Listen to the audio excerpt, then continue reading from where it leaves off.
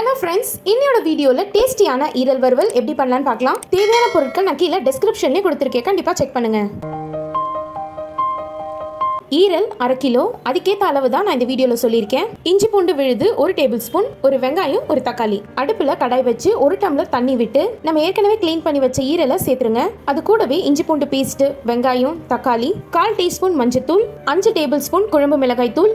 உங்களுக்கு எவ்வளோ வேணுமோ அவ்வளோ சேர்த்துக்கோங்க. இந்த குழம்பு மிளகாய் தூள் எப்படி அரைக்கணும்னு ஏற்கனவே வீடியோ கொடுத்துருக்கேன். இந்த வறுவலுக்கு தேவையான உப்பு சேர்த்துட்டு நல்லா கிளறி விட்டு இதை தட்டு போட்டு மூடிடுங்க. ஒரு 10 நிமிஷம் போல இது நல்லா வேகட்டும். இதுல இருக்க தண்ணியும் நல்லா வத்தி வரணும். இப்போ நம்ம ஈரல் நல்லாவே வெந்துருச்சு.